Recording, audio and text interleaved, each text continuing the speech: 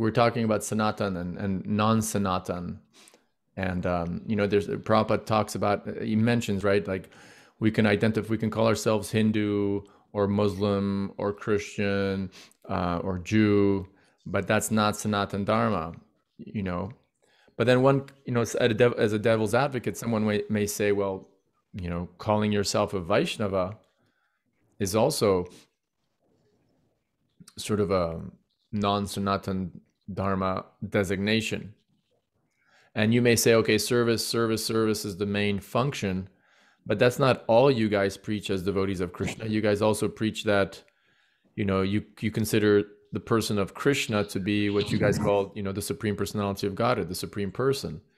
And then there's also so many, specific things that you actually believe, Goloka Vrindavan as his home, Nanda, a person called King Nanda and Queen Yashoda as being, the actual souls and that's their eternal names with their eternal so-called forms, and they have the eternal role of being God's father and God's mother. So what do you, Prabhu, say when someone says, well, that's just as a sectarian or non-Sanatan Dharma as being called, or as claiming that, someone who's a Jew or a Christian or a Muslim is non-Sanatan Dharma? I think it comes down to philosophy. And in monotheistic traditions generally, I think it comes down to philosophical principles versus theological details. So we need to be able to distinguish between the two and see that another religious organization, if they are preaching the same, if they have same philosophical principles as we do, such as monotheism and service, that we can understand that that's, philosophically in line with our teachings, and despite details of worship. But what about those theological? I mean, one could say they're not necessarily only, details of worship. They're theological details of ontology.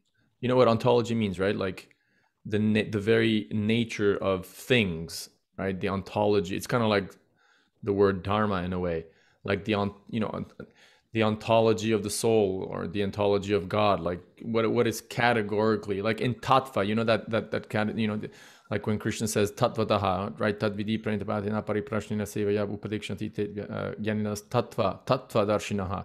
That the self-realized souls can impart knowledge unto you because they have seen the truth, or they have seen reality. They've understood the basic fundamental categories of reality, right? So, I mean, I get your point. The philosophical point is certainly, I think that's what would be the most appealing to the world at large. But I think we could also add that this is really a question of faith ultimately. Like we believe, and we could say that Prabhupada believed, and the Vaishnavas in general believe that that Krishna as God, and that souls as having eternal forms, and even specific names like Yashoda and Nanda and Madhu Mangal, and is not just a detail of worship, but it's an actual component of the ontology of reality. That's just like, these are eternal truths, and therefore someone who preaches those so-called details is actually preaching or communicating the eternal reality of the world.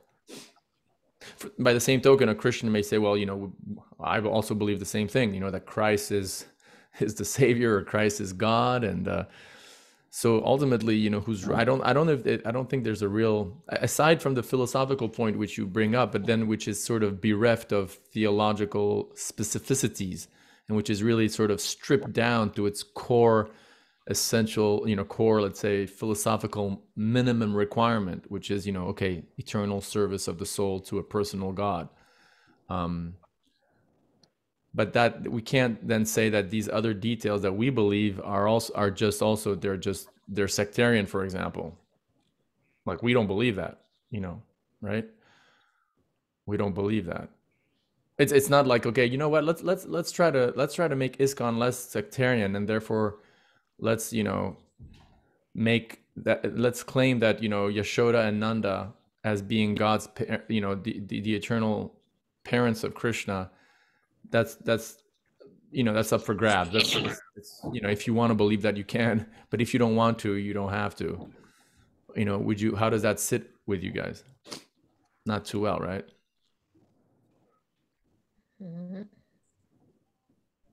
Is there a way to reconcile historical events that have happened and acknowledge that other religions' historical events have some accuracy as well, but the categories might be named differently?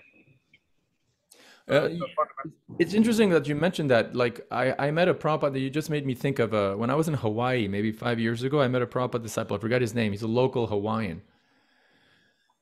And this is off the record, like it's not in Prabhupada memories, but he told me he was in a conversation with Prabhupada, and they told Prabhupada of the names of the different deities of the oceans, and in local Hawaiian indigenous lore, okay, or beliefs. And what was interesting, and they had the equivalent of Zeus, or the names of the deities as found in Greek mythology, right? And Prabhupada's answer was, that's right, they just have the names wrong. They just have the names wrong. So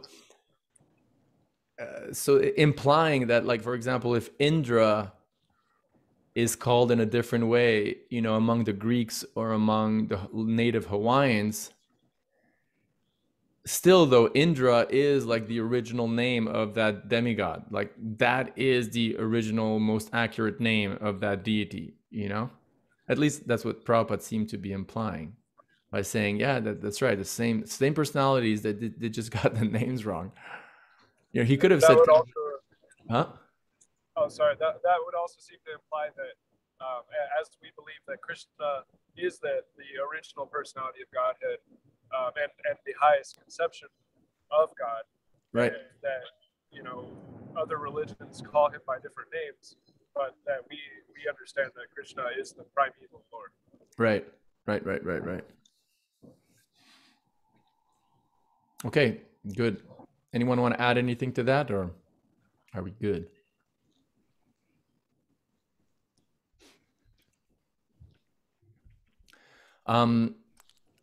Everyone got the Ramanujacharya's definition of Sanatana Dharma, no end, no beginning. There is one concept, though, of how Christian, like, for example, there's this claim, right, among some Vaishnavas, Acharyas, I think even Prabhupada mentions it, he claims that Christianity, Islam they're like temporary religions. They come and go sort of in time.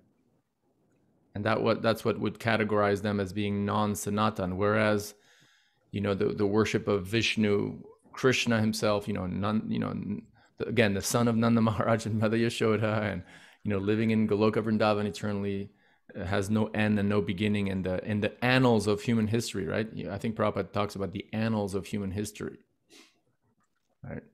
So, interesting. Yeah, I really like the emphasis on the fact that Sanatana Dharma is not faith-based, but service-based. Like you brought that up.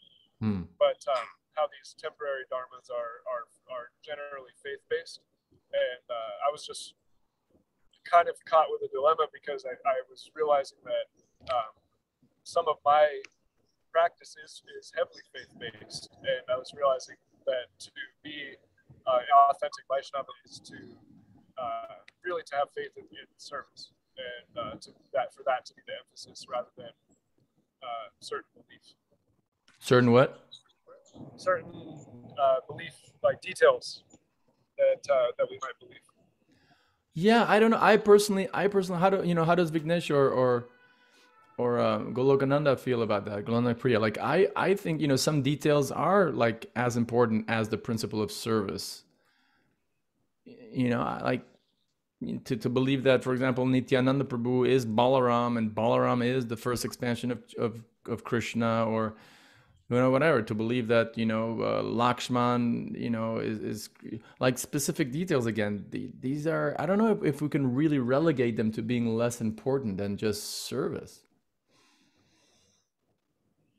Certainly, I think the basic amount of faith is required. Even if you see the Bhagavad Gita, at the end of the Bhagavad Gita, Krishna says to Arjun that one who doesn't have any faith, you should not teach Bhagavad Gita to that particular person. Like even before reading the Bhagavad Gita, if someone is expecting little amount of faith, even without knowing the basic principles. So I think certain amount of faith is required, not just in the field of religion, but I think in general. In the field of philosophy, you mean? Or in general, even if you see just for the sake of, say, pursuing material education, when we are going to seek some education in some university, we have a basic amount of faith that the professors will be teaching us something which will be right, although we have not investigated it per se. Certain amount of faith, I think, at the initial level is required, and gradually, as we experience the certain things, then we can develop a more firm faith.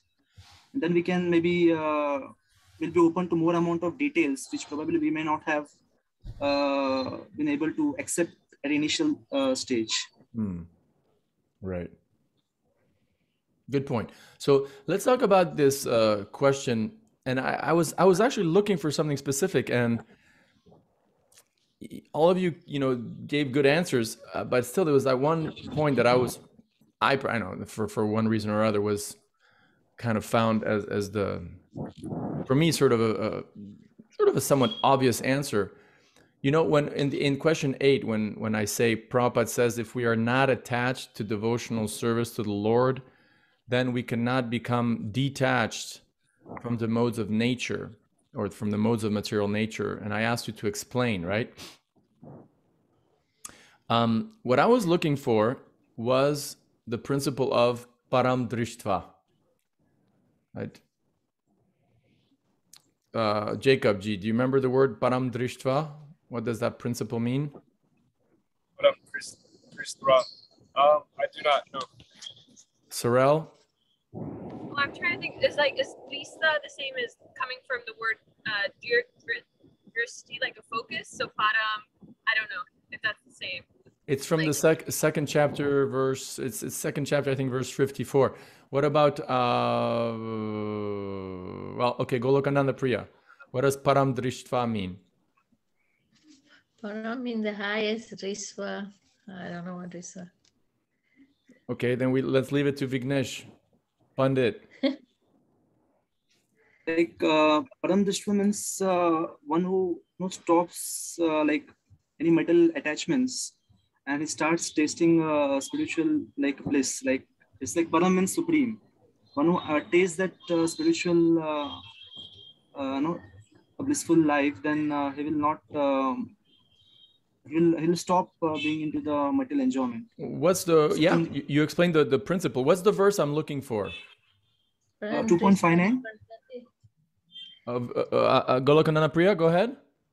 I know the paradrispa nivartante. Yes. I don't know the. And do you know, Vignesh, the whole verse by heart? I don't know by heart. I just opened that. It's Vishaya vinivartante niraharasya dehinaha raso varjam raso pyasya param drishtva nivartate. This is such a fundamental principle of Krishna consciousness. You Prabhus really have to know this verse. 254 or 258? Which one is it, Prabhus? 2.59. Huh? Okay. 2.59. 2.59. Yeah, 259. So this is a verse, you really have to learn, not just beyond, the Bhakti Shastri shloka exam, because this principle, applies to your life from today till tomorrow morning, and when you wake up, and the day after, and every single day until you're going to leave your body. You're going to have to be basically praying to Krishna and act in such a way that Krishna hopefully will keep giving you a param drishtva. Look at the word for word translation, Jacob and Sorel. What does param drishtva mean?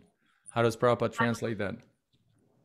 Far superior things, and by experiencing.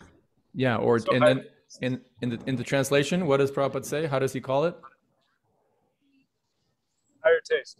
A higher taste, right? The whole higher taste cookbook. You know the BBT publication Higher Taste Cookbook? Yes. Why do you think it's called higher taste? It's directly from that Gita verse, right? And so it's implying, as Vignesh explained, that the process of bhakti yoga, the process of devotional service, provides the soul a paramdrishtva, a higher taste. A higher taste than what? A higher taste than material. In Bhakti Yoga. Yeah, a higher taste than sense gratification, a higher taste than sex, than meat eating, than gambling and intoxication. Right? And so Prabhupada is reminding us, or is making this fundamental point, that we cannot become detached from the lower modes. I mean, the modes of nature basically bring us down to what? Especially, rajas and tamas, they bring us down to illicit sex, to gambling, to meat eating and intoxication. They bring us down to the lower taste. They bring us down to what, we under illusion think is going to give us happiness. And it does. I mean, it's either happiness in the mode of ignorance, or it's happiness in the mode of passion. And, it might be some nectar at first, as Krishna describes, but, there's poison at the end. And if it's really sort of degraded stuff, it may look like it's great, but, in the eyes of people in Sattva Guna, or in the eyes of the demigods, or in the eye, what to speak of, in the eyes of Krishna and pure devotees, it's like, yuck. Are you guys serious? Like, you think you're enjoying that? Yuck, right? So, but the thing is, we are Anando Maya Bhyasat. What does that mean, Golokananda Priya? Anando Maya Bhyasat. Okay, we as living entities, we always full of bliss, Ananda. Not really. Ananda, yeah, Anando, but Anando Maya Bhyasat. Vignesh? Sorry, Ananda, Golokananda Priya. Okay. Go ahead, Vignesh. Like Anandamaya means spirit soul by nature is very blissful. Is the intrinsic nature of this living entity, or even the Supreme Lord. But Anandamayo naturally they are Bhyasat. blissful. Anandamayo Bhyasat means time's up. Your host will give the answer right now. So the answer mentioned. Oh, but you're looking it up. That's not fair. That's not fair, Vignesh. We could see the reflection on your glasses. You're like looking it up. That is true. See, I was just referring to the thing. Ki Abhyasat means normally it is mentioned variously in the literatures. Ki Supreme Lord is blissful. Well, Prabhupada often says that the living entity is Anandamaya Bhyasat, meaning that the living entity is pleasure seeking. Pleasure seeking. We seek pleasure by definition. That's our natural state, right? And so therefore, if we don't experience pleasure that is from that, from Krishna's reciprocation, if we don't experience the higher taste, we are going to go for the lower taste. We're not gonna just like stay in no man's land, unless you become a hardcore Zen Buddhist and move to some temple in Tibet or something, or become some hardcore Mayavadi, because I guess even they experience some sort of ananda by merging with Brahman. But even we understand from the 10th canto of the Bhagavatam, Ye nyera vindaksha vimuktamaninas tvayastabhavadda vishuddha buddhaya ruhya krichtena parampadam tata patanti ada. Even they fall back down to material life, precisely because they couldn't experience a higher taste. They couldn't experience love with the person Krishna.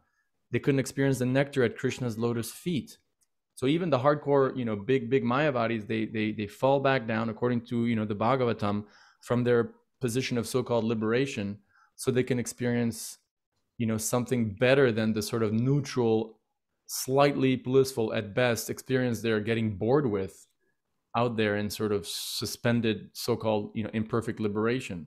Same thing with the Zen Buddhists, which is like they shut down. Okay, we know that we're not going to do they're monks, so we're not going to have any sex, we're not going to gamble, we're not going to intoxify and so on, because we know that's going to be, suffering. but because they're anatmavadis, they don't believe in the existence of the soul, and what to speak of the existence of the Supreme Soul, Krishna, what to speak of bhakti as being a real thing, then okay, what's the other option? We just shut ourselves out, right? But in bhakti, there's this thing, okay, Krishna's real, I'm real, and let's just connect. Let's connect and let me serve and please Krishna. And if I do that and I please the Vaishnavas, Krishna will be happy. And what will happen is I'll feel bliss. Tesham satata yuktanam bhajatam priti purvakam dadami buddha yogam, you know, those, tesham ivanukam partamaham agyantamajantamaha nashamayam bhavasto gyanadipena, to show them special mercy. I dwelling in, you know, those who are constantly devoted to serving me with love, I give them the understanding by which they, oh, sorry.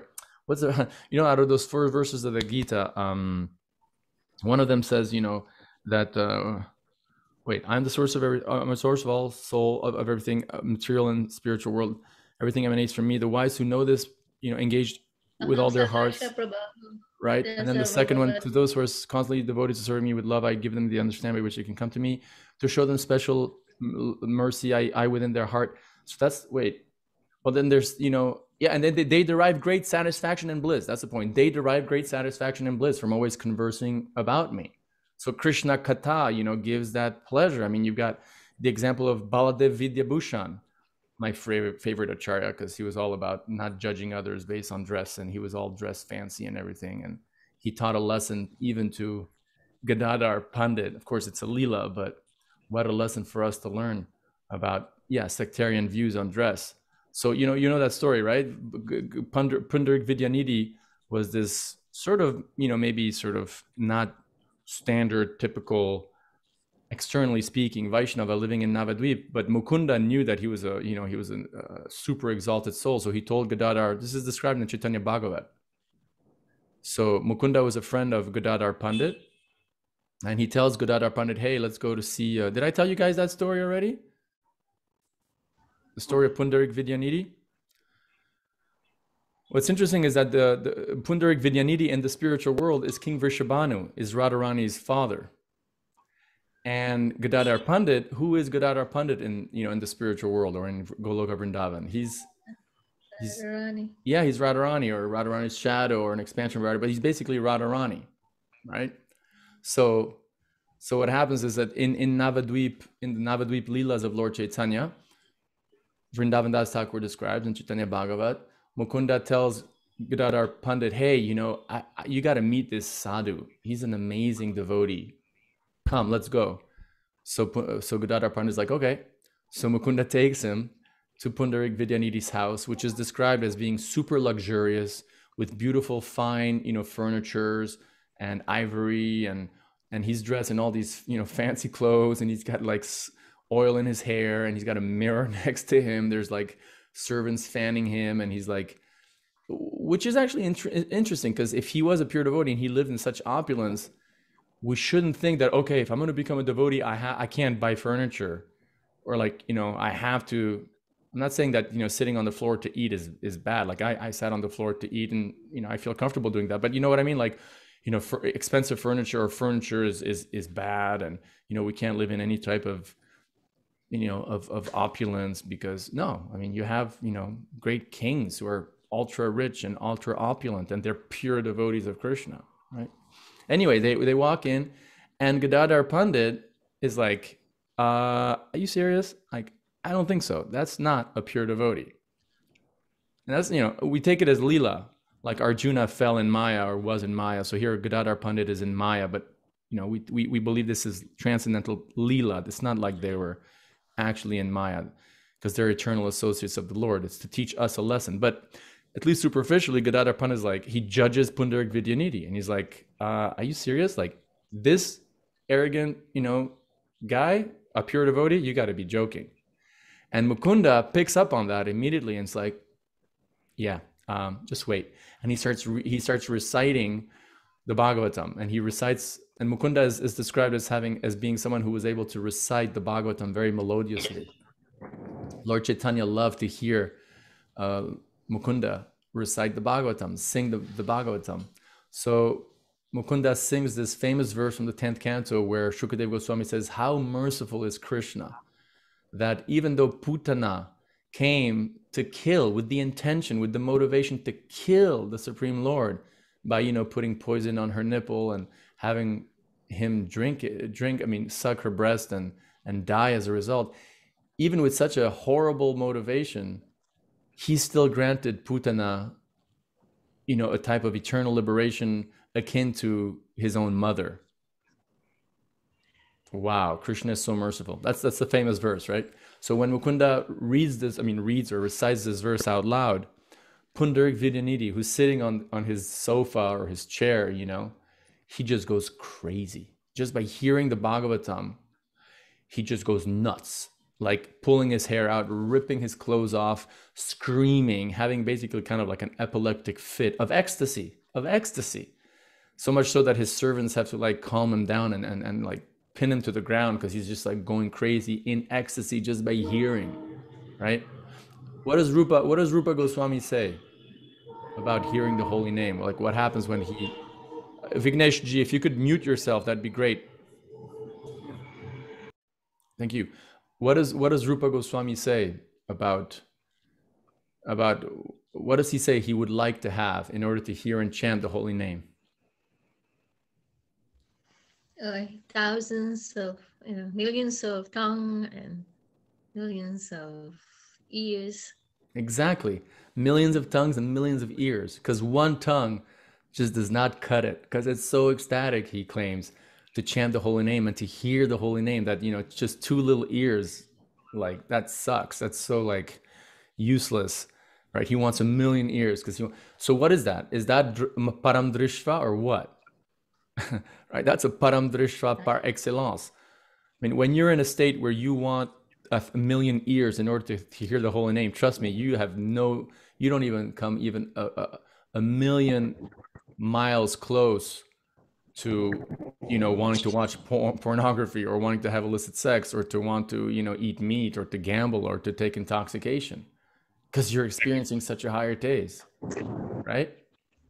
So coming back to this point of Prabhupada here, when he's talking about being attached to devotional service, we can't become detached from the modes of material nature. What does Krishna say about these three of these modes of nature? What does 7:14 say? That's a verse you'll also have to learn. Daivyeshu ganama imama maya duratyaya mame vaya prapadyante maya mitantarantite. Someone raise his or her hand for the translation that you may know by heart. No looking on the screen. No looking it up on the internet. What does Krishna say about these three modes of nature? Aside that they're his. They're very difficult. Right? They are very difficult. Very difficult to overcome, but if one surrenders to him, he helps us, I'm paraphrasing, to cross over. He helps us overcome them. And he helps us overcome them by giving us a higher taste. It's as simple as that. Like from when within our heart, we're feeling connected and blissed out, just like you guys are coming back from Rath Yatra, right? Yeah. Was it blissful or what? Chanting in front of Lord Jagannath. Right? My ankle's injured and I was dancing like a fool. Do what? My ankle's injured and I was still dancing like a fool.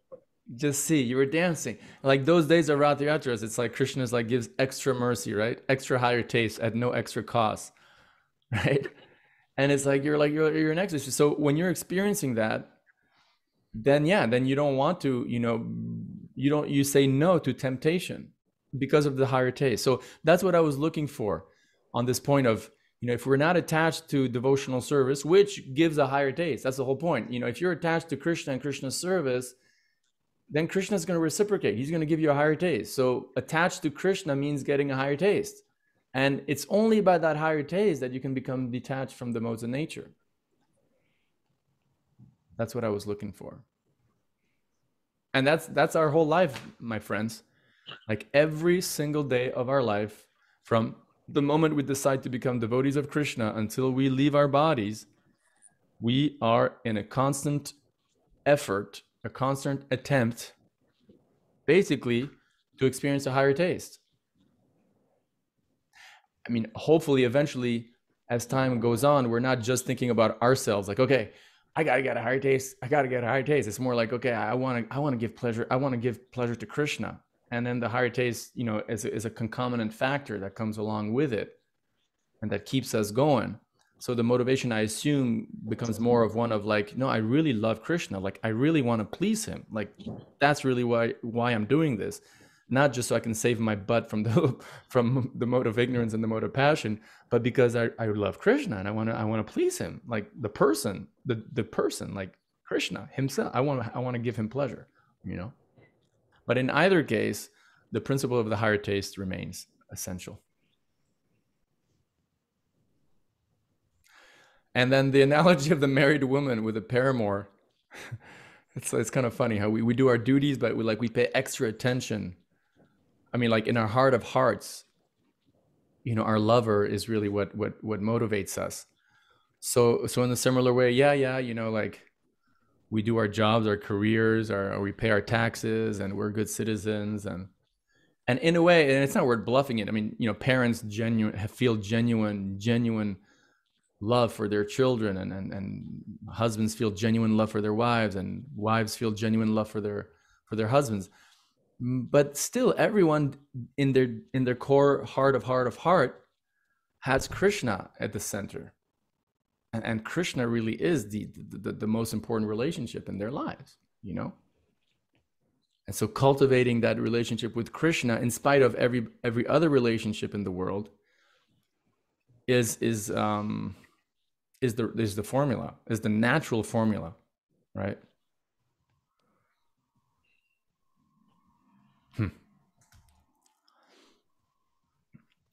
So you all thought that basically the one God for the whole world, and one mantra and one work only, and one scripture for the whole world, that could be a possibility. You guys have a lot of faith and enthusiasm and hope for the Krishna consciousness movement. I'm a little bit more skeptical. I don't know. I mean, if you take me to, you know, in a time machine and come back, let's say in 5,000 years, and if it so happens that planet Earth really has only one scripture, Bhagavad Gita, what to speak of Bhagavad Gita as it is, right? The 1972 version, as the only scripture in the world, or as the predominant, like by far prominent scripture in the world, and that the majority of people on Earth, like the Maha Mantra is the preeminent and most majority sung or recited mantra on the planet, and that, you know, believe that Krishna is the Supreme Personality of Godhead is by far the largest, most common belief on planet Earth. I mean, hey, I'll be super happy, but I don't know. I mean, who am I to judge the future? I don't know the future, but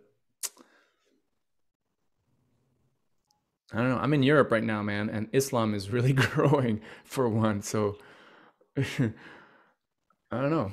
But who among you said that he was right? He was writing this kind of to fire up the troops, so to speak. Yeah, I said that.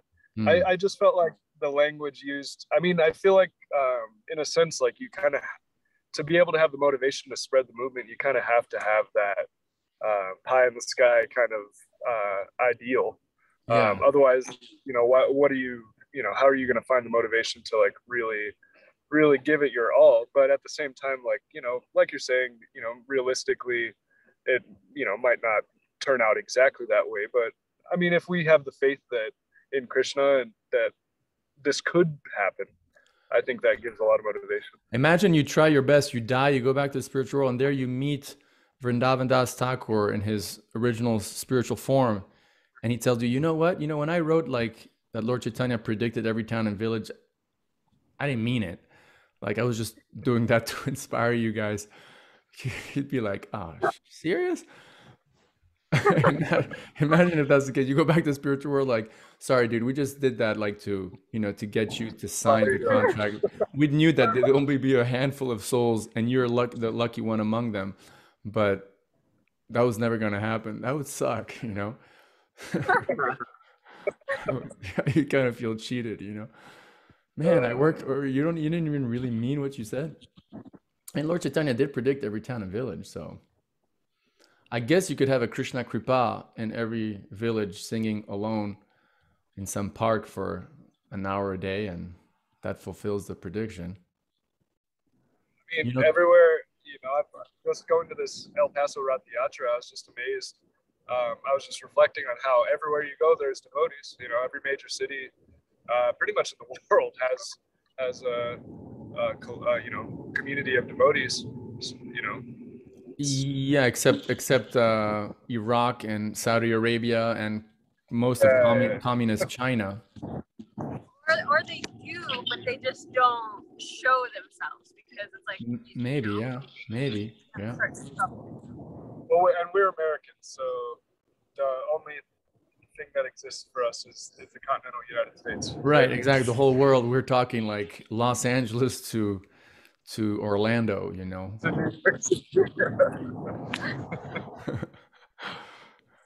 Now, the thing about the 5 things, Vignesh took a very safe position. I asked, if you were to, if you feel like it, say, talk about 5 things that are sectarian in ISKCON.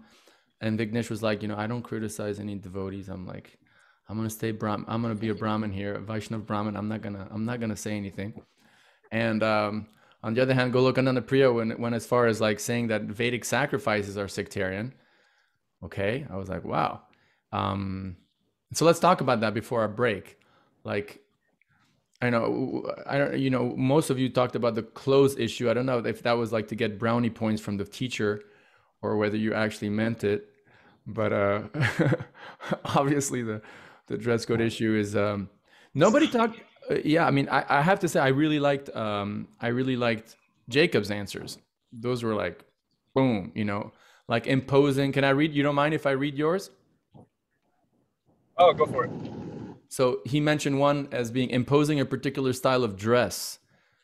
And then he went as far, as music, food, and any other cultural trappings and claiming them to be intrinsic to spiritual life.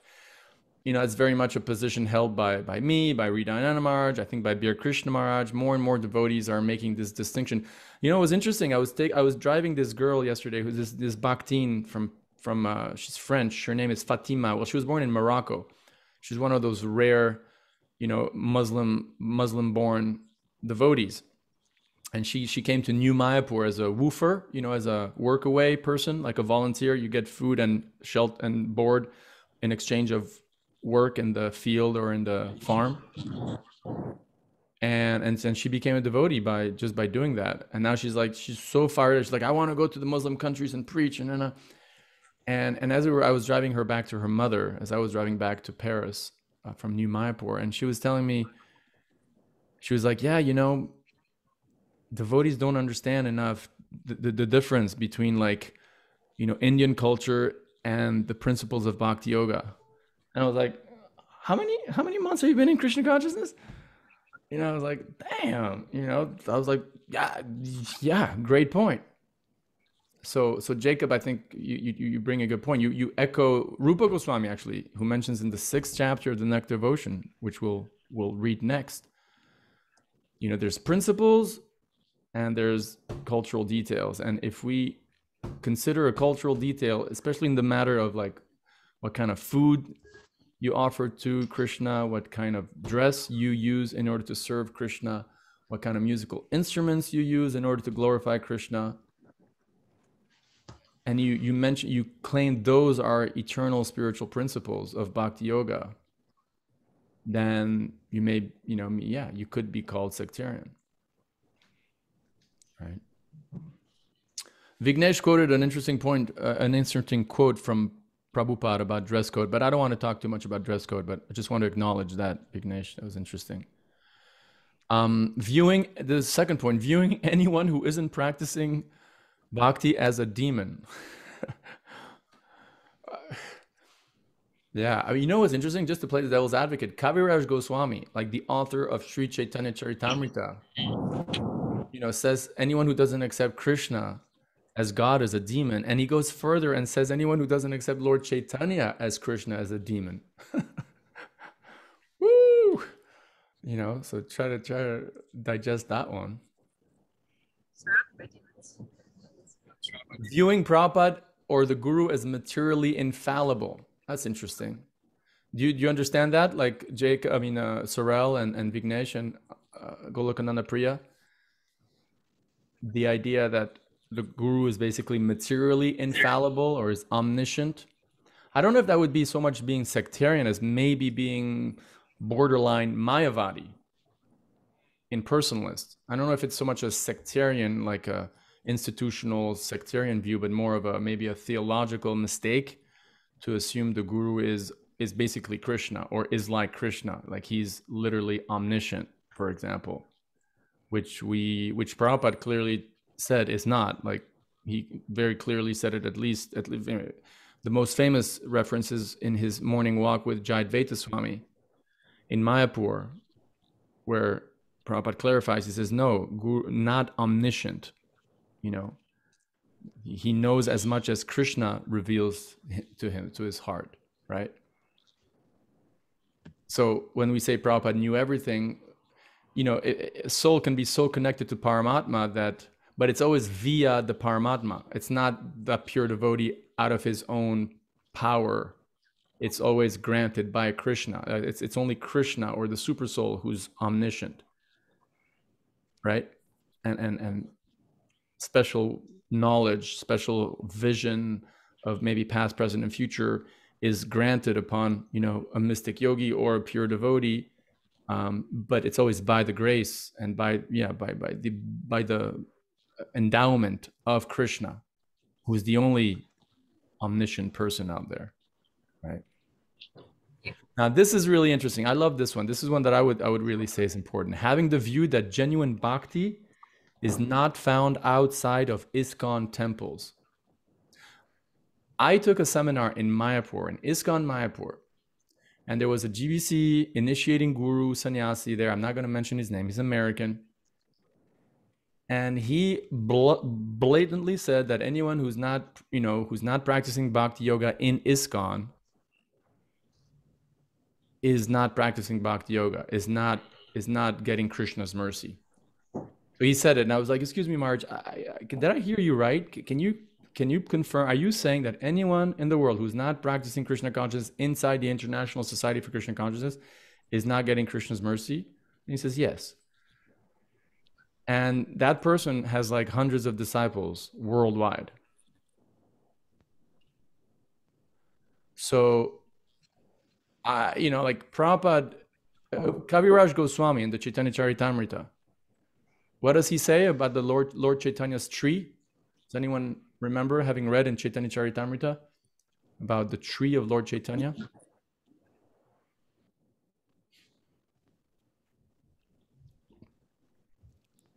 Time's up, but your generous host will provide the answer.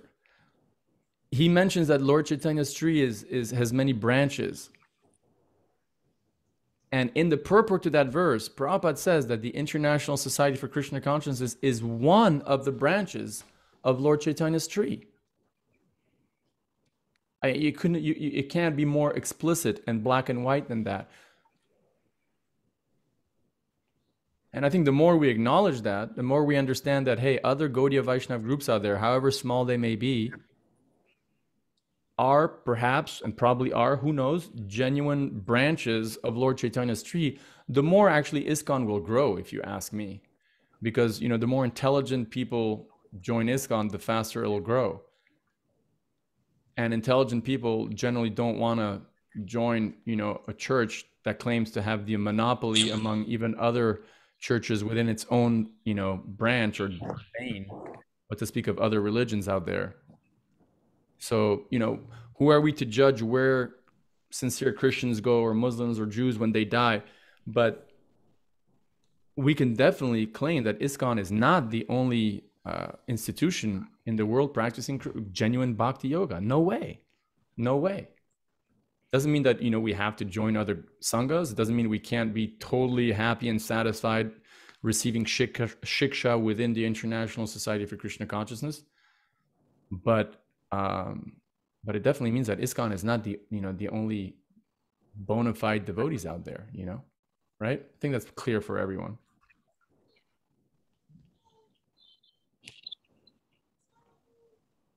Good.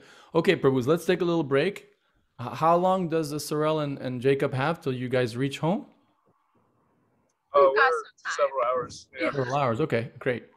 So let's take a 5-minute break, and then we'll meet up again.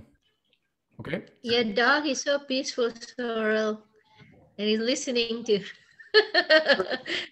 This is she's Damodar and Radha's dog. Did she walk the whole way of the parade? Oh, no, she stayed in the hotel. Oh man.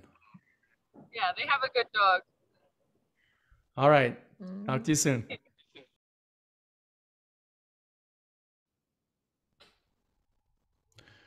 And we're back with our Bhakti Shastri course. Yours truly, Chandrasekhar, with Jacob and Sorrel and Vinesh, and Morgan and the Priya.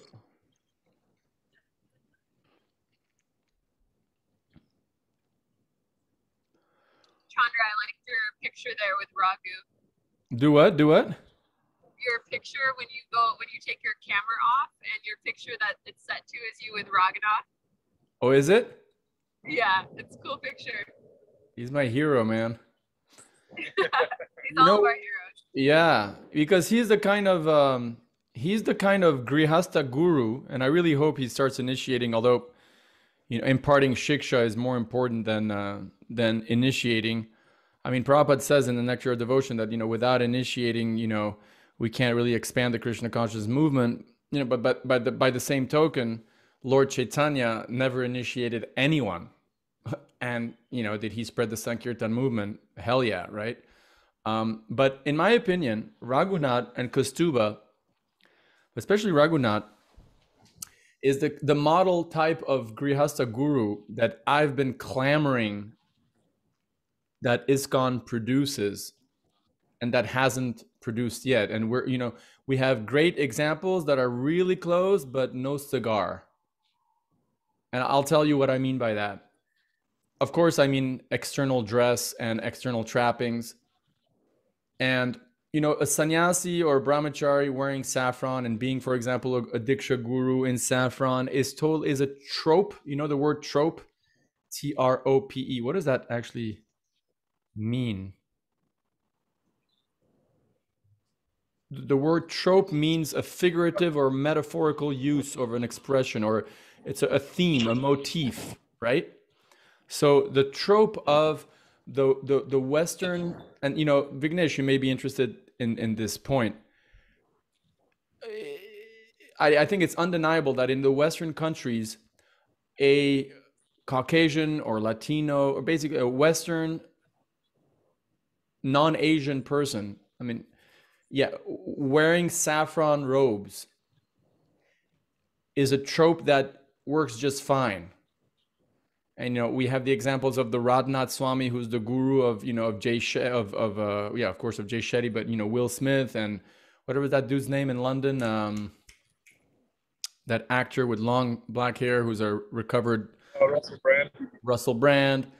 We have at least in France, there's this really famous Buddhist monk who's called Mathieu Ricard. He's a French dude, white, kind of chubby with glasses. And he's got the full-on Zen regalia. And in France, such a secular country, he's really popular. So aside from the monk trope, the Asian monk, whether it's Buddhist or Hindu, people don't know, but the saffron-clad celibate monk is something that I have no issue because it works in the West. It's understood. It's part of the fabric, literally, of Western culture.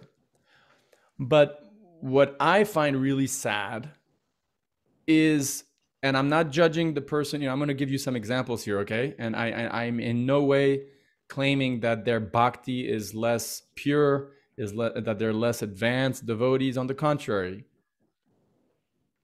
But it's almost like, how I feel like? I don't know if I ever tell you, but I feel like I'm on the Lakers, and I'm not a starter. I'm a reserve. And I never get playtime, but I'm on the Lakers team, okay? And then I noticed that like LeBron James and Anthony Davis, they don't realize, but they've got like 2 extra kilos of lead in their Nike sneakers. And with that lead, they're still able to put up all these amazing numbers, right? But like, I'm like, hey guys, like, I don't want to, bother you or anything here, but do you realize you've got like lead in your shoes? And like, if you took that lead out, you'd be able to like score even more points, and like we'd probably win more championships. Like, just saying. So if you notice in the history of ISKCON, right after Prabhupada passed away, the only initiating gurus, all the leaders were basically were sannyasis, right? Funny enough, I heard the other day that, have you heard of Ravindra Swarup Prabhu?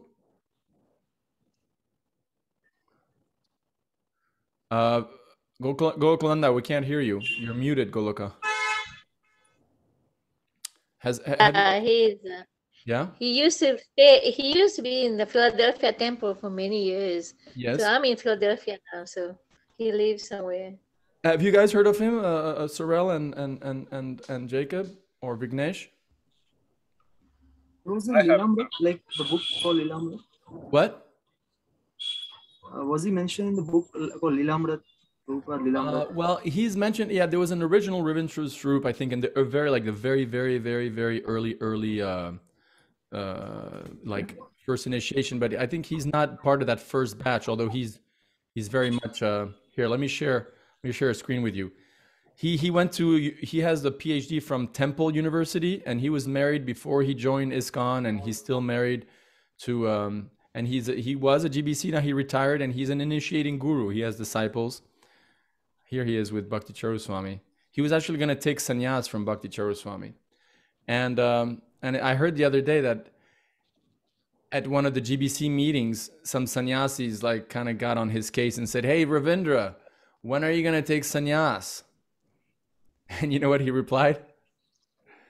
He said, "Nah, I don't think so. I'd rather stay renounced." Boom! That's such an awesome answer. So he was, he is one of the first sort of Grihastha gurus, and now you have a lot more of them. You have the Kalakantas and the Vaisheshika Prabhus and the Mahatma Prabhus and Virabahu Prabhu in South America, based in LA. In Russia, the biggest initiating guru in Russia is a devotee called Chaitanya Chandra Charan Prabhu. He's actually second generation, like Kadambakananda Swami.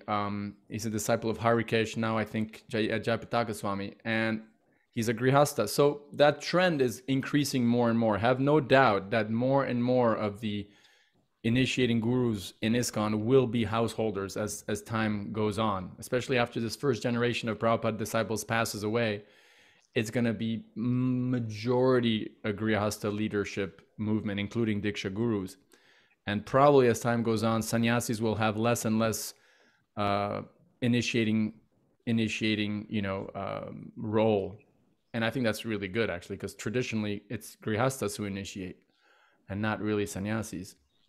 But anyway, the point is this, that we see Ravindra Swarup Prabhu's Kalakantas, Mahatma Prabhu, Chaitanya Chandracharan Prabhu, and again, I'm not insulting anyone, and if I do, please forgive me.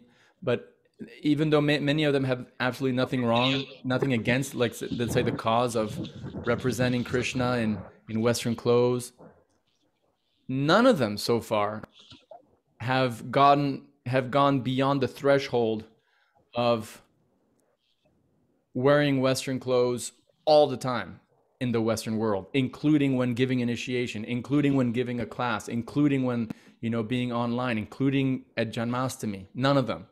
And it's like, you play soccer, and then the goal line is here, and then the ball kind of gets close but doesn't cross that line, and so as long as it doesn't cross that line, you don't have a goal. You don't have that 1 point. It's still zero. And so you have, like, for example, you have Kalakanta Prabhu and in Gainesville, and he'll spend the whole day in his pants and shirt and stuff and be very accessible to people. But when it comes to Mangal Artik, even though he's not on the altar, he's just in the temple room, not even leading the Mangal Artik, for example, categorically he'll be in his dhoti and kurta, right? Setting the example, setting the principle, setting the precedent that, as liberal as we may be, we still hold this dhoti and kurta as householders to be superior, to be sacred, and to be worn at a religious function, right? Otherwise, why do it, right? So every one of them, Mahatma Prabhu, he has this great outreach, and he gives fantastic classes, and I'm so happy he's a leader and a guru, and I hope he gets many more disciples and followers. But when it comes to going to a Sunday feast program in ISKCON Alachua, or again going to a festival or initiation ceremony, any sort of important function, it's right back to that kurta and dhoti paradigm, But Raghunath Prabhu, on the other hand, he is breaking that stereotype, and he's embodying the role of what I would call a truly renounced grihasta, like a real grihasta.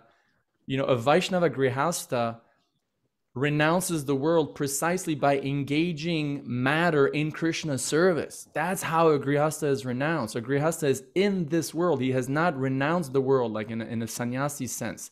He's not one of those Upanishadic sages that lives outside of society. The grihasta is in society. And so his renunciation is precisely yukta vairagya. His renunciation is using matter and things that are at his disposal in society, things that are not at a sannyasi's disposal, especially when it comes to cultural things and clothes. Right? The sannyasi, by definition, is either naked, like Shukadev Goswami. When you think about it, guys, the entire Bhagavatam, the Bhagavatam is our main scripture, and the speaker of the Bhagavatam is butt naked. Like, hello? And we make a big deal about clothes, right? Like, I think you're in the wrong religion, bro. Like, the speaker of the Bhagavatam is naked. Like, hello? So either you're naked or you're wearing, a type of sannyas uniform that Bhaktisiddhanta Saraswati Thakur established, and that, sannyasis are meant to follow and still wear. In most cases, but in some cases they don't have to, as Prabhupada allowed many of his sannyasis, in certain contexts, university preaching or scientific preaching, to wear what is for them secular clothes. But the grihasta, by definition, is in the world, right? And so yukta vairagya, using everything in Krishna's service. So when a grihasta does not use, and let's stick to this topic, let's say clothes. When a grihasta does not use local clothes in Krishna's service, I would claim that's a form of false renunciation. We're seeing it the other way around. Raghunath Prabhu, in his t-shirts and his jeans and his shorts and being just like a regular cool modern gentleman, he's actually the renouncer, not the grihasta who's shaving his head with a shika all the time and is wearing with this Western Muslim kurta and dhoti. I mean, I'm not saying it's not necessarily it's bad, but the point is, of the two, who's actually engaging local clothes in Krishna service? It's the Raghunath type. And look at the result. Just to illustrate your point. What? Just to illustrate your point. So I'm right now in the car with Damodar and Radha, who are both very intimate associates of Raghunath, and they brought Raghunath here to Tucson, and he spoke at the Tucson temple. And when he was on the Vyasasan, he was wearing a kurta and blue jeans. On the Vyasasan in Tucson? On the Vyasasan in Tucson. And they let him? They let him? I've never seen that. Yeah. Yeah. Wait. Sureshwar Prabhu was there? Yeah.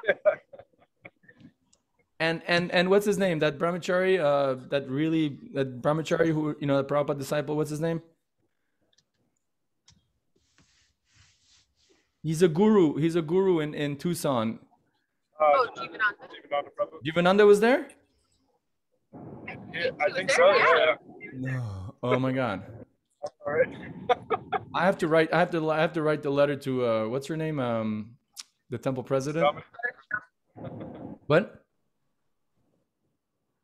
Sundamini.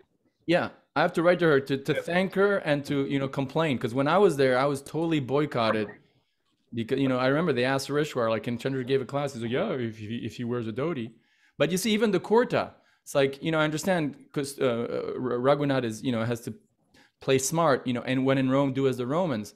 But you see this idea that, okay, I got to at least put something Indian on. At least I got to put on a kurta, right? So I got to look half Indian. You see what I mean? There's like, you cannot be totally Western on the Vyas. You got to have something Western, something Indian to be able to speak, spiritual knowledge from the spiritual world.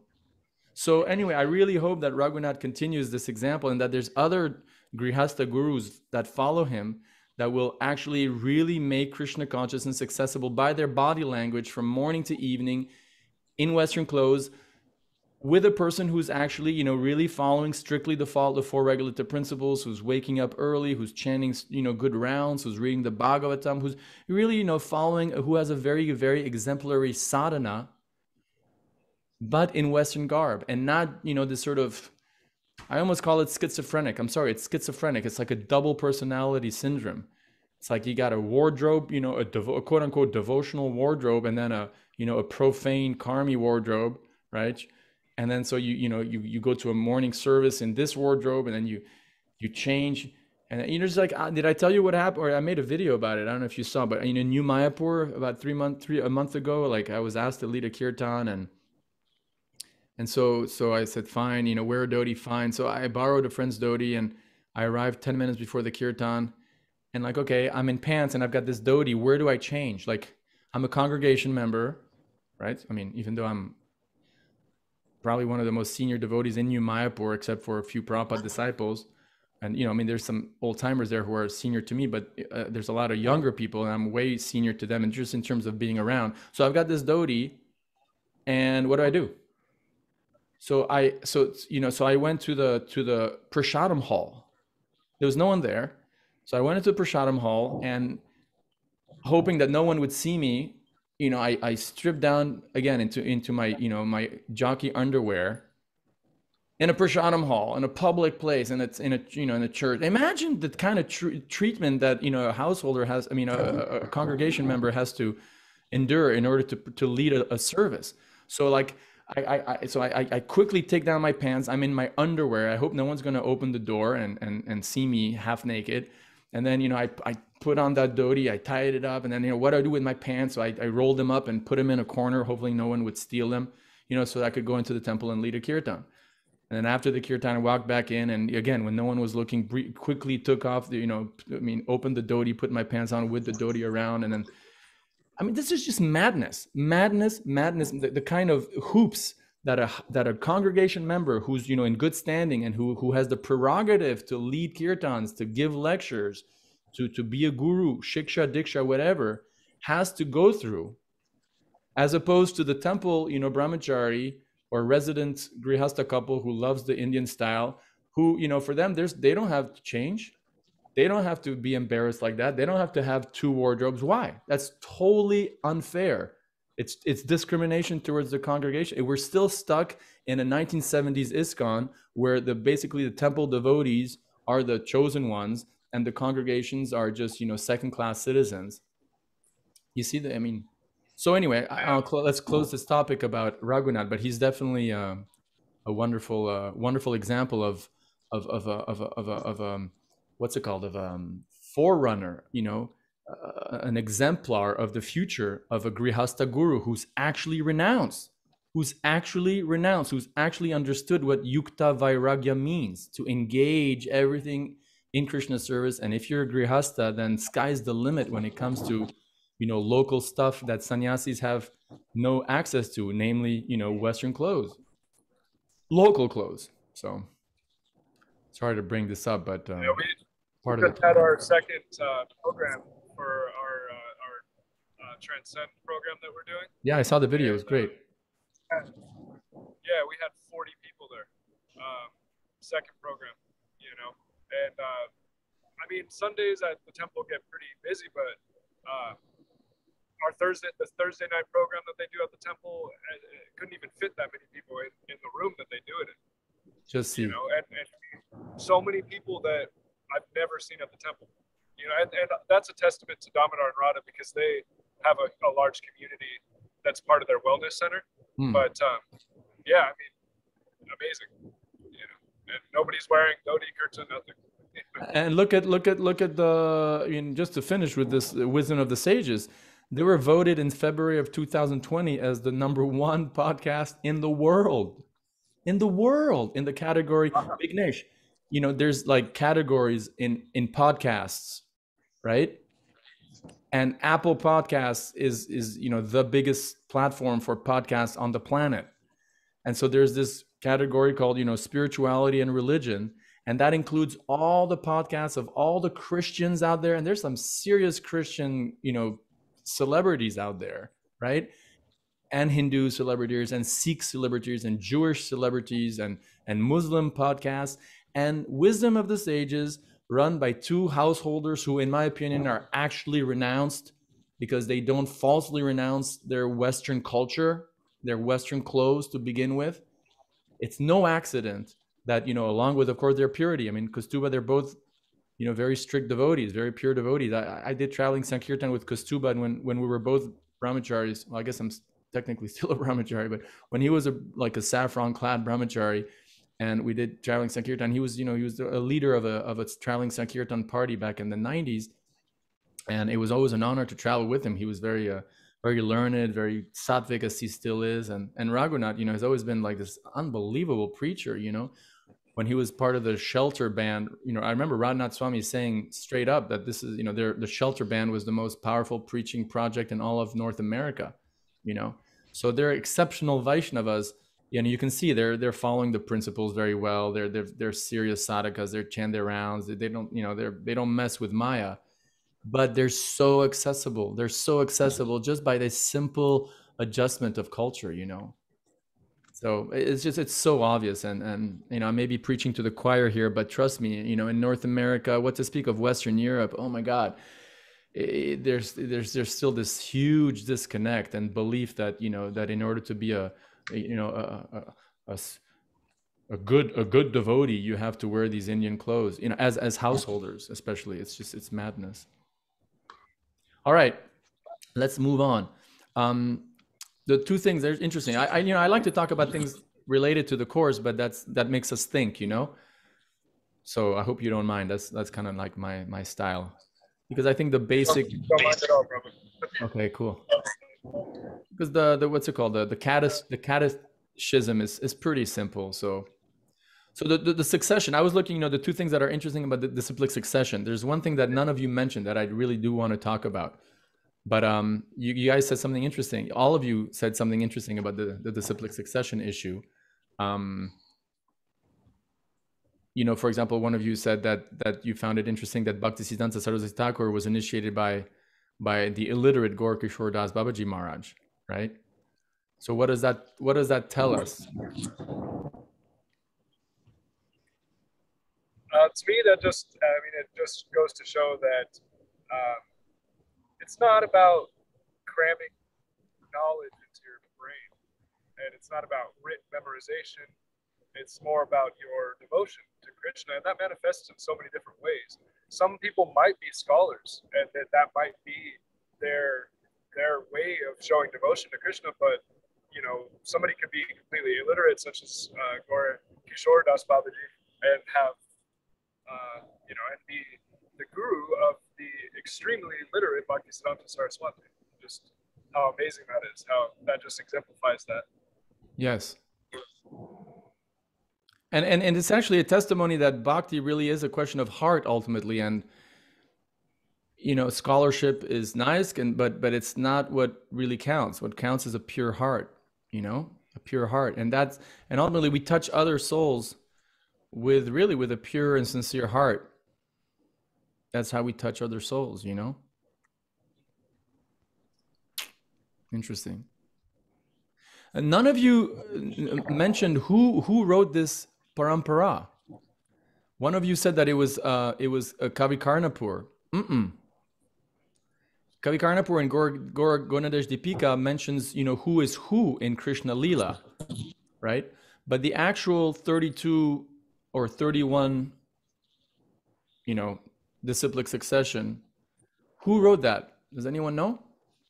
Oh, no, because you didn't write it, so I assume you still don't know. Baldev Vidyabhushan? Huh? No, not Baladev Vidyabhushan. It was Srila Bhaktisiddhanta Saraswati Thakur who wrote it.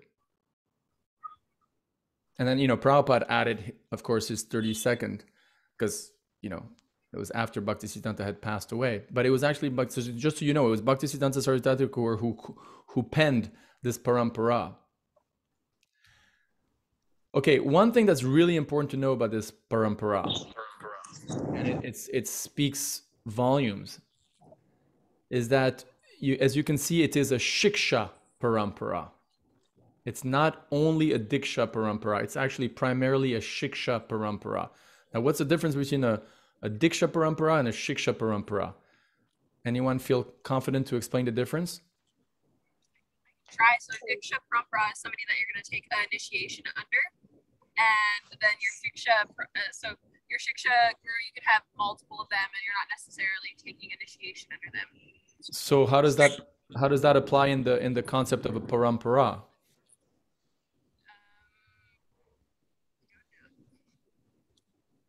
So the shiksha, he came from the parampara, following his guru. Yes, good point. From the Anyone else? Jacob, this is a list of instructing gurus, not necessarily just the gurus that initiated. Exactly.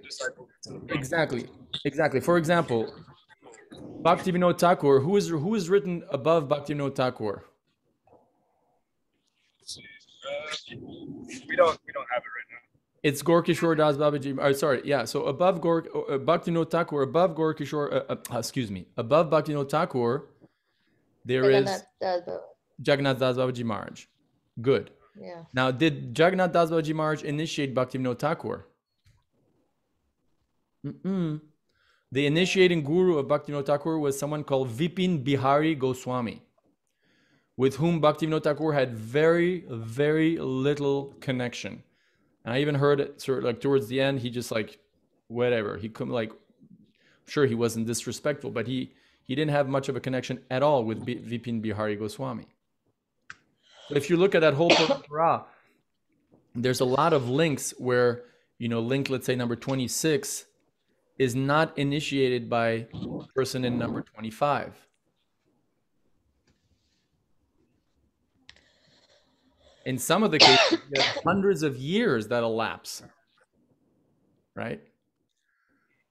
So this is an important point. We are a parampara where the preeminent thing, Sridhar Swami, I don't quote Sridhar Swami very often, a contemporary of Prabhupada, who Rakshak Sridhar Maharaj, who Prabhupada spoke very highly of, and he's the one of the acharyas of one of the Gaudiya Mats, one of the other branches, let's say, of the Gaudiya tree, and where some devotees like Tripurari Swami and Paramadvaiti Swami, kind of left ISKCON to take shelter of.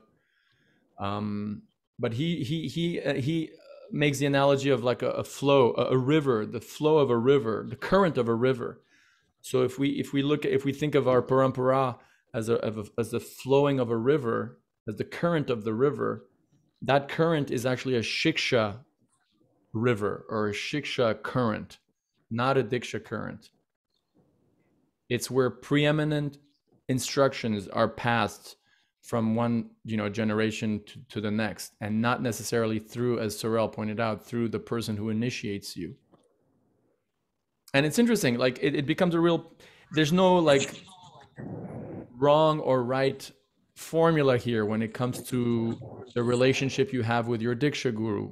First of all, we're not saying that Diksha is not, you shouldn't get initiated and that you should not have a Diksha guru, because the acharyas recommended, there's good reasons to have a Diksha guru. Are we putting way too much emphasis on Diksha gurus in ISKCON? I would say, I would agree with those who say that. But the point is, though, that, you have some cases, for example, Prabhupada's, his relationship with his Diksha guru was very intimate and very, you could see Prabhupada had so much, veneration and respect and adoration for his Diksha guru, right? Who also happened to be a big Shiksha guru in his life as well. By the same token, you have the example of Bhaktivinoda Thakur, who had zero practically relationship with Vipin Bihari Goswami. They're both Mahabhagavats, they're both, exalted souls. Have you ever heard of Krishna Kshetra Swami? Krishna Swami? Yeah, he's an American sannyasi who has a PhD from Oxford in theology. He spends most of his time in like Croatia, Poland. He's very wonderful. Has he wrote a book? What? I watched him in one of his podcasts. You listen to what? I listened to one of the podcasts. With the monk, with Chaitanya podcast. With Chaitanya Charan Prabhu. Yeah, in the Dashavatara series, there was there, and in which he was there. The reason I mention him is that he's a real gentleman, a wonderful soul, I think, and he said something really interesting. He said, "I go to some disciples' houses, and they have a big picture of Prabhupada and a small picture of me, and they're like Hare Krishna Guru Maharaj, and that's it, and that's totally legit. And then I go to some other disciples' house, and they have this big picture of me and a small picture of Prabhupada." And it's like, a lot of fanfare, a lot of respect, a lot of flowers, and that's also legit. So it's important to know that we have that shiksha ethos in our Gaudiya line and in the International Society for Krishna Consciousness, starting with our founder Acharya, Prabhupada. I mean, without being a Ridvik in any way, we all accept. I mean, we're taking this very Bhakti Shastri course so that, we can associate with Shastra, of course, but with Prabhupada as well, right? With Prabhupada's instructions, with Prabhupada's purports. And in that sense, he's our Shiksha Guru right now, and hopefully he'll continue to be, right? So that's one thing you should remember about this parampara, that the parampara speaks for itself, that it's a Shiksha parampara. It's not a Diksha parampara. And Prabhupada, kind of criticized the Diksha caste, basically, the caste Brahmins. Like there's a thing called the Nityananda Vamsa, and they believe that every birth descendant is how the parampara is transmitted. But no, it's transmitted through shiksha primarily, and that, who guides that? Krishna and your own heart. I'll always remember, Yadubar Prabhu, the famous filmmaker who made that movie Hare Krishna, and he and his wife, what's her name? What's Yadubar's wife's name? Vishaka. They're responsible for like 90% of all the video footage that we have of Prabhupada. Devotees will be grateful to them for centuries. And I remember in 1999, Yadubar Prabhu was the videographer, or the in charge of the camera aspect of Bhakti Charu Swami's Abhay Charan television series that we were filming in those days. You ever see the Abhay Charan television series? Yes, I have seen that. No, the actor in this one. Yeah, I acted in. I saw you acting. You saw me acting.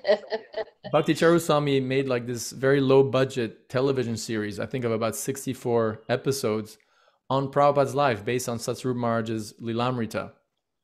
And I had some acting experience in high school, and he didn't have much money, so I played a lot of roles with different disguises and stuff, including Shyamsundar Prabhu when we filmed in London.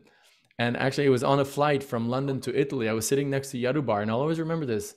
He said, you have to hear and take inspiration from whoever inspires you, regardless of institution. You have to go where your heart takes you. And that's the fundamental theological principle. Institutional considerations of going outside of ISKCON, institutions may feel they need to say that to their followers, blah, blah, blah. But the fundamental point is that Shiksha transcends institutional boundaries. And if you're feeling inspired to chant the holy name, which is the Yuga Dharma, by taking Shiksha from someone who's not functioning within the ISKCON institution, then that's legit. I mean, the fruit is you chanting Hare Krishna. If you're enthusiastic to chant Hare Krishna, then wherever you're getting Shiksha, that's justified. That's justified.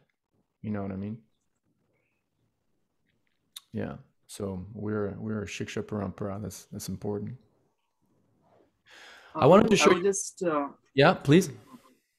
I was just wondering, like till now we had a preceding succession up to like Prabhupada. Like What, now after that we have, can you say that again? like till now we have a disciplic succession to Swami Prabhupada. But now, after that, ISKCON has instituted. No, we have a lot of institutions in the form of ISKCON. It's no more like no what we used to have 100 years back.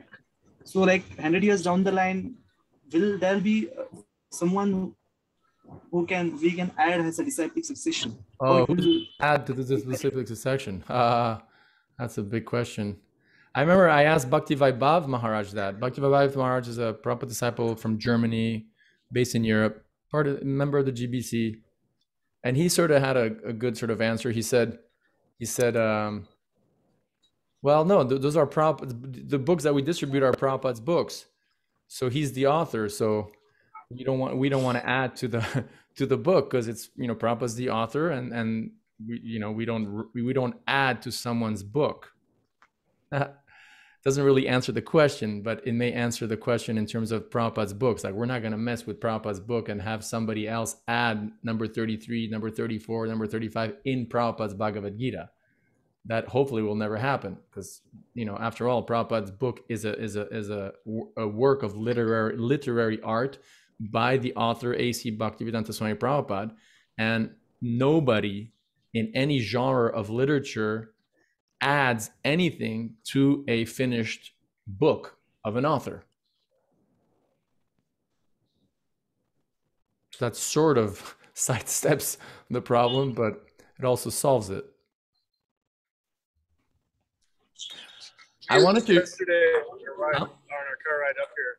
Yesterday on our car ride up here, we were talking about, some of the strong language in Prabhupada's Gita and how that might turn off, especially women in our modern age. And we were just talking about how, like, if when there might be another Acharya and someone who might write another translation of the Gita for ISKCON, or if this is how we're going to continue on with Bhagavad Gita as it is. Do you have any thoughts on that? I believe that Prabhupada's Bhagavad Gita will always have a very central role in ISKCON.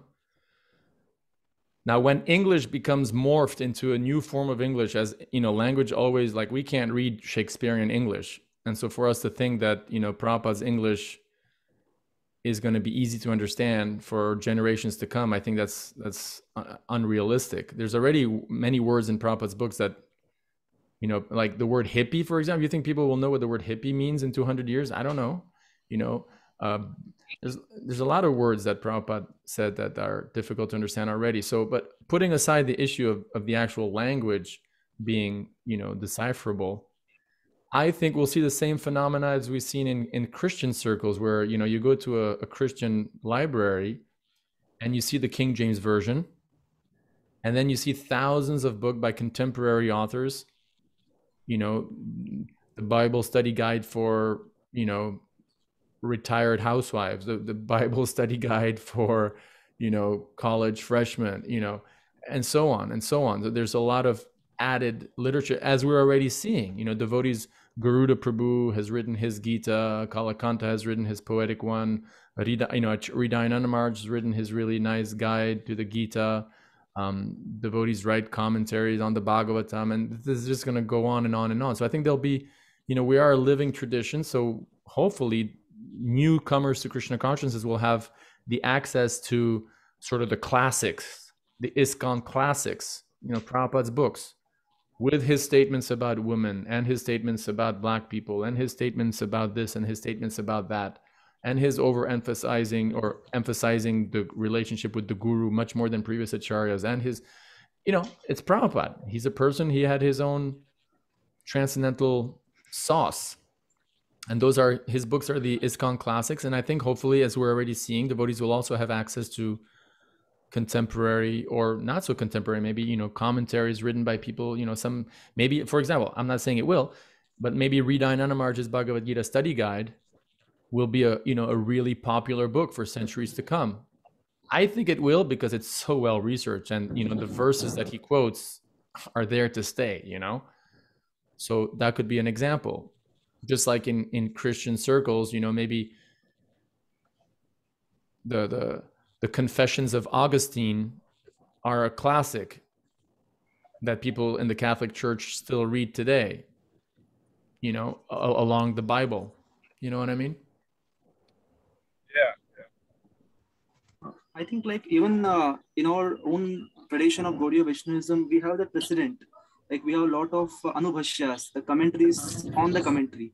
Yes. So I think basically it contextualizes the whole commentary as per the current time, place, and circumstance. So I think it's even natural even in our own tradition. Yes. Good point. Hey, we only have 10 minutes left. I wanted to... Oh, go ahead, please. Oh, I thought someone said something. Coming back to the actual introduction that we read, at one point Prabhupada talks about... This is a different topic, okay? I'm going to a different topic here. So just letting you know, we're going to a different topic. We're going to a different topic. Prabhupada briefly talks about how, on higher planets, like time elapses differently. And you get my point?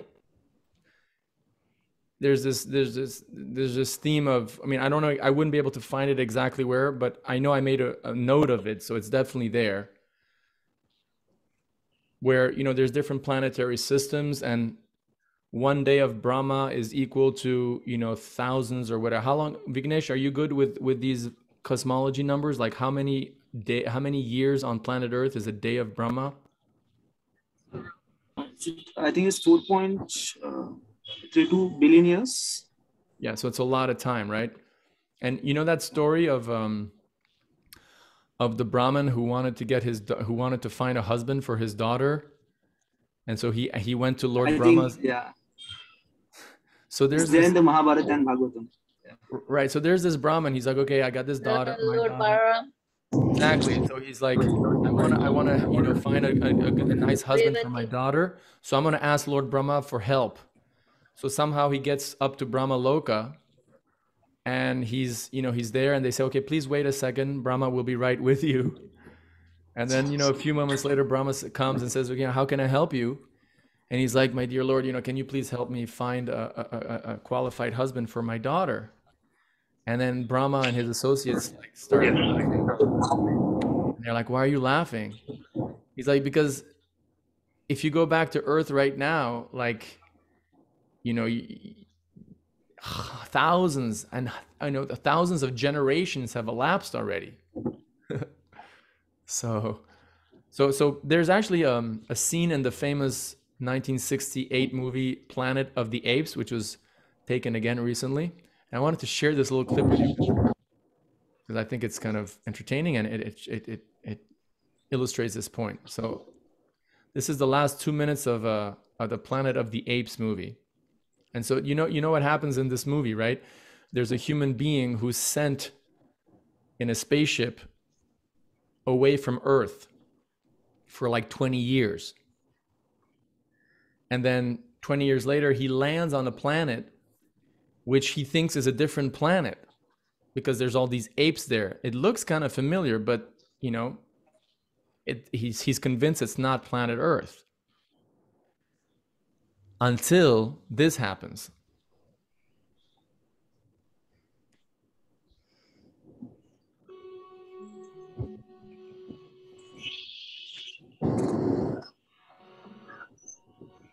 He's with his girlfriend. I guess he found one human, and she happens to be really pretty and suitable for him. What a coincidence.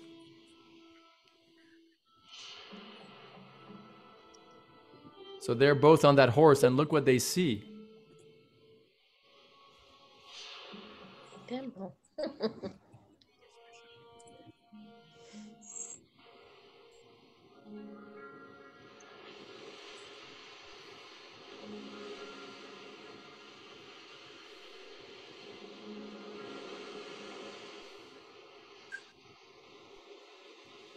There you go.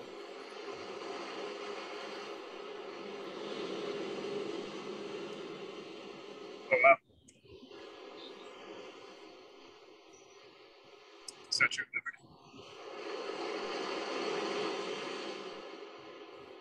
Oh my God.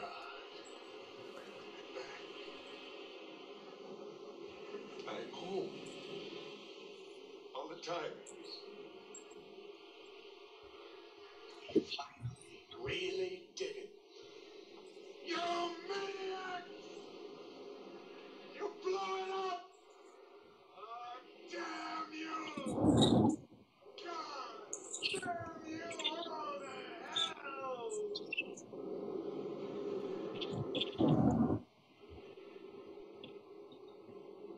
hell!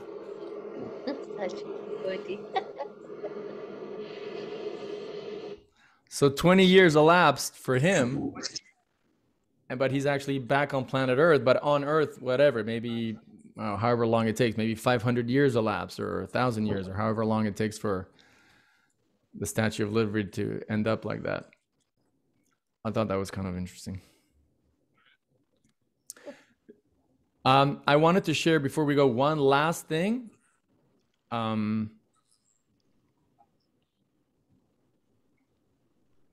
There's a statement by Prabhupada, and we kind of touched upon it at the beginning, this issue of faith, right?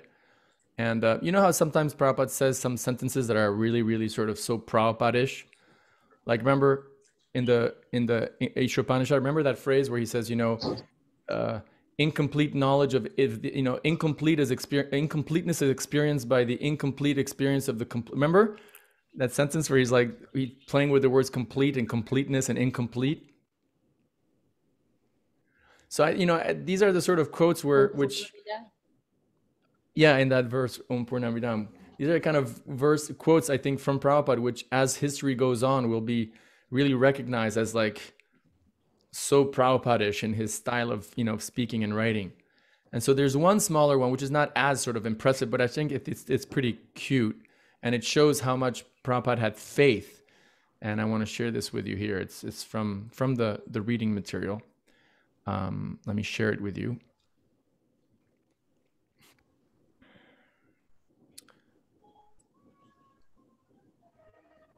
Right. Especially the last part of this sentence. He goes, when the Lord says that at the time of death, whoever thinks of him as Brahman or Paramatma or as the Supreme Personality of Godhead certainly enters into the spiritual sky, there is no doubt about it. There is no question of disbelieving it. Jacob, you're from San Diego, right, originally? No, Tucson. You're only from Tucson. Okay, sorry. Thought you were connected. Because there's a Prabhupada disciple in San Diego called Dravida Prabhu. Have you heard of him? Yeah, we have, yeah. And he often speaks about how much faith Prabhupada had, in Krishna. And here is an example of how Prabhupada had just so much faith. He's telling us, there is no doubt about it, okay? There's no question, don't even disbelieve it. Don't even think about not believing this declaration that if you think of Krishna when you die, you'll go back to him. There's no question. There's not even, there's no option. There's not even an option of disbelieving it. So, this should inspire us that, hey, if Prabhupada had so much faith that this is what's going to happen when we die, then we should, also believe it, All right, Prabhus, I'll mute you. We'll do 5 minutes of kirtan, and then we'll meet in 2 weeks. Prabhu, I just had one question regarding that. Yes. There was one question in the introduction part, in the light of modern science. Can you just please touch exactly what is that? You all answered in your own ways. I still don't really have my answer. I think one of you made a good point. I identified the most with one of your answers. I don't remember who, which was basically saying that, as modern science has evolved, we're seeing more and more how a non-mechanistic model, you didn't use the word non-mechanistic, but how a mechanistic model of the universe and of just life is so improbable. That's how I would kind of, agree. but I don't think there's a black and white answer to that. I don't know what Prabhupada meant. And you all expressed your views, and I think none of them were wrong. Do you want to add something, Vignesh? I also thought on the same lines. Yeah, as we progress more and more into science, perhaps we'll recognize the more into concept of consciousness and all, which is more non-mechanistic, and we'll understand more about the concept of soul, which is non-material. By the way, speaking of which, if you guys are interested in this topic, I really highly recommend this book. Let me show you the... By the way, let me show you quickly. Instead of doing a kirtan, I'll just show you my slideshow here, because I'm kind of proud of it. This is the slideshow I did. And I talked about how the first book I got, and then how, 3 things we're going to talk about: reincarnation. I talked about children who remember their past lives, and especially the case of this James Leiniger, this kid who, believed he was a firefighter in the Japanese War. And we're, defining some terms, always in purple color, like the word samsara or Brahman, or, famous quotes. And so this book here, so the whole thing was, did you ever see that? Did I show you this, what Djokovic said at the US Open? No.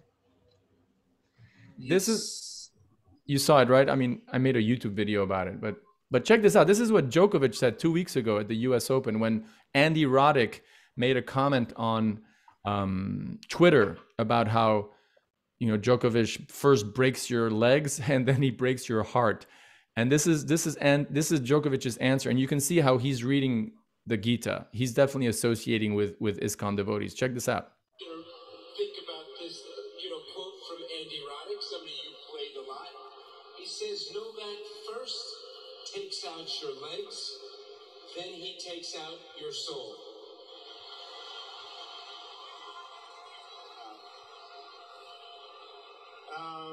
Thanks, Andy. I take that as a compliment.